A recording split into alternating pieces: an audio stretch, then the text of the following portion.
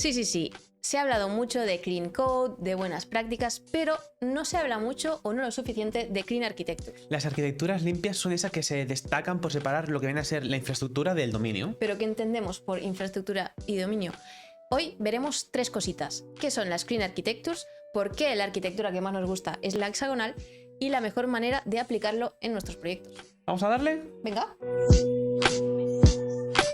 Como hemos dicho, las clean architectures son esas que separan el dominio, que viene a ser toda la lógica de negocio. Eso que cuando viene alguien de producto y te habla, hay que hacer esta feature, ese mensaje de esa feature, eso es la lógica de negocio. Todo lo demás es la infraestructura. Infraestructura entendemos, pues mira, esa conexión a la base de datos, esa llamada con una librería externa, todo lo que toque estado, entrada y salida viene a ser ahí. Al tener esta separación, lo que estamos consiguiendo es tener un código mucho más mantenible, escalable y testable. Básicamente porque pasamos de estar acoplados a ser independientes del framework, de la UI, de la librería y de la base de datos. Por ejemplo, ahora imagínate, somos TikTok prepandemia, tenemos usuarios, lo estamos petando, pero aún es un volumen gestionable. Y tenemos para el auth, la autenticación de los usuarios, una base de datos donde se guardan los tokens y todo. De golpe llega la pandemia, donde el uso de TikTok lo peta, empieza a subir, y la base de datos MySQL, Postgres ya no aguanta esas peticiones tan rápidas, tan de carga, y tenemos que meter dinero en escalar, pero llega un punto donde decimos, oye, no hay otra forma, no hay otro motor de base de datos que venga mejor para esto, y decimos, oye, pues aquí un Redis entraría muy bien. Pero ¿qué pasa? Que si tenemos todo el código acoplado de per se, se hace complicado de cambiar, y cambiar ahora de MySQL a Redis es tedioso.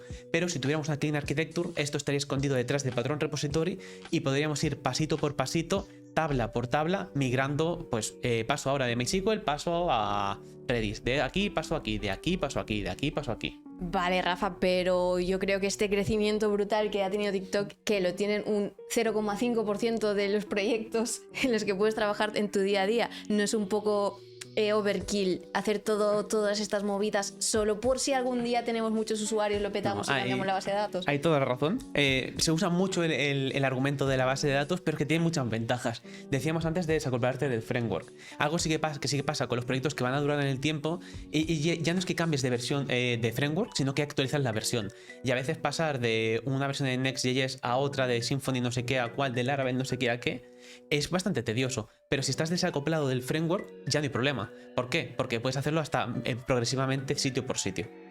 Tiene muchas ventajas. También actualizar versión de librerías se hace mucho más sencillo, y puedes ir también módulo por módulo, poquito a poquito. Me convences, pero es que me cansa mucho que todos los ejemplos sean de back. Esto también aplica al front, porque al final, imagínate que tú tienes tu front que carga unas noticias, y al principio estas noticias vienen de un JSON que tienes en el mismo repositorio. Pero en un futuro cambiamos y las llamamos, vamos a buscarlas a una API.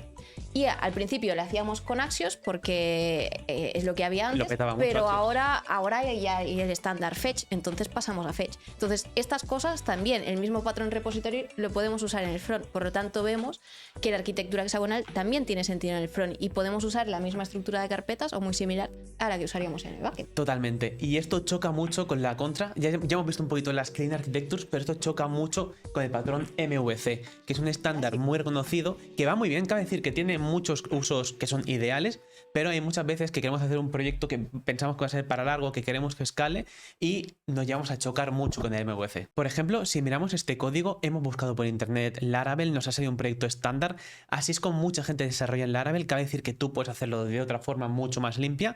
Obviemos este código, no tiene nada del Inter y hay cosas bastante feas, la verdad, pero nos centramos en lo clásico, que es utilizar el patrón Active Record aquí de por medio. En este caso utiliza Eloquent, y lo que está pasando aquí es que estamos contaminando un poco nuestras entidades. En este caso, nuestra entidad user tiene que extender una clase, en este caso Eloquent, para poder hacer estas llamadas a base de datos y poder alterar. ¿Qué pasa con esto? Que el momento que cambiamos de base de datos, el momento que actualicemos una versión, puede ser muy tedioso porque puede petar todo y no podemos hacer esa migración progresiva que íbamos comentando antes.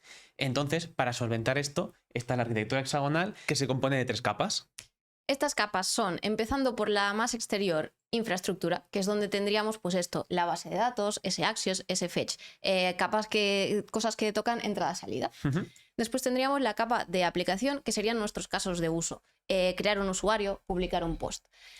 Y por último, lo más interior sería la capa de dominio, que es donde tendríamos nuestras entidades, nuestros modelos, user, post, cositas así. Y todo esto sigue una regla de dependencia que es fácil de recordar porque es de fuera para adentro. En este caso, una petición le llega a infraestructura, le llega a nuestro controller, nuestra UI, el cual hace la llamada al caso de uso, a aplicación, y el cual después acaba llamando y jugando con entidades de dominio.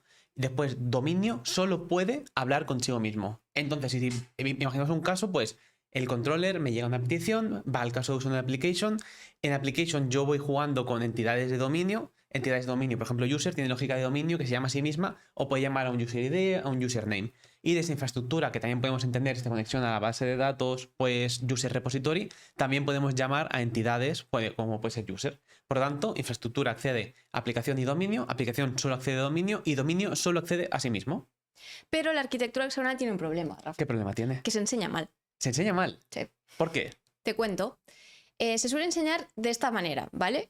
Creamos estos 3 niveles que decíamos, infraestructura, aplicación, dominio, pero ¿qué pasa? Creamos estas 3 carpetas a primer nivel y luego vamos creando cada cosita dentro de esas subcarpetas. Entonces, course, pues vamos creando application course, domain course, infrastructure course.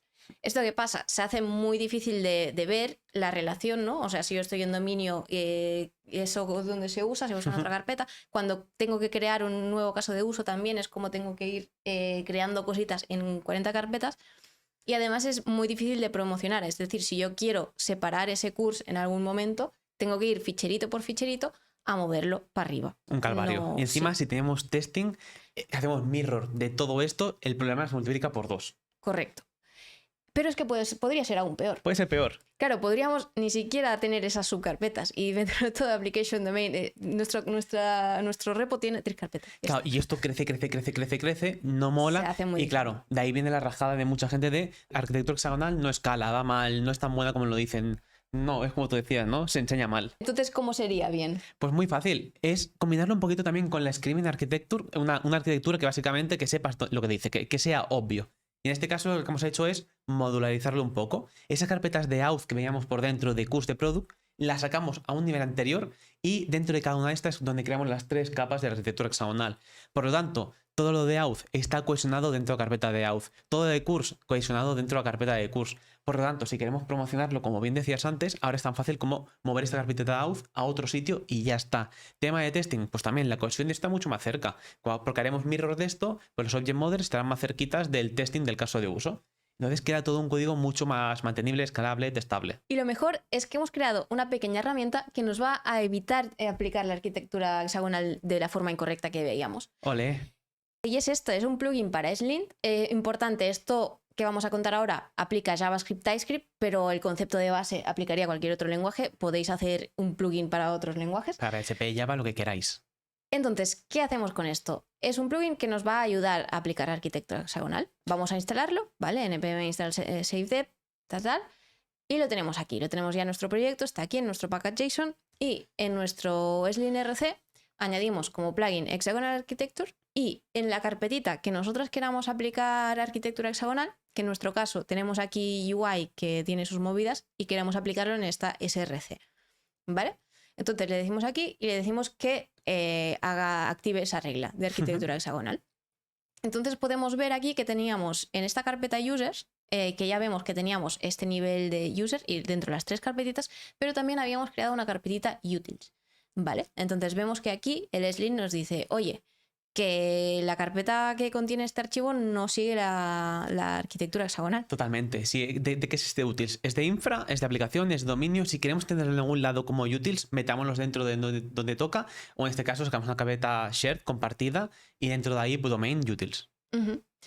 Y también podemos ver la otra cosa que valida nuestra herramienta es que no importemos, que no violemos esa regla de dependencias que veíamos, ¿no? Aquí vemos que en lugar de usar el user repository estamos usando la implementación directamente. Todo Esto mal. es un error. Estamos acopladísimos a la infraestructura. Claro, aquí desde aplicación no. Entonces lo que queríamos hacer en verdad era importar el user repository, no la implementación del user repository. Entonces aquí ahora todo bien. Olé, todo esto estamos haciendo gracias a la magia de LSLint, que acaba de decir, los linters son la herramienta más infravalorada con Total. diferencia que tenemos en nuestro día a día y que nos dan el superpoder de poder ver este tipo de cosas. Y tanto es así que dijimos, oye, de esto hace falta hacer material porque hay muy poco material en internet y menos bien hecho. Creo que le dé la vueltecita. Sí, que vaya este pasito más allá de no solo lintear, que validar si ponemos punto y coma o no punto y coma, sino ir a lo que aporta valor de verdad, ¿no? Esas buenas prácticas, esa arquitectura. Entonces hemos creado el plugin, como habéis visto, y hemos hecho un curso también de ello. Tenéis un curso de linting JavaScript TypeScript, dejamos por aquí el enlace, donde vemos cosas ya no solo de cómo dejar el código bonito, que también, sino de cómo tener una buena arquitectura de software gracias a esto. Y dicho esto, si te ha gustado el vídeo, la herramienta, dale un like, dale estrellita a la herramienta para que más gente la descubra, porque puede ir muy bien, la verdad. Yo lo hubiese agradecido mucho. Y dicho esto, nos vemos la siguiente aquí, en Codely. Chao.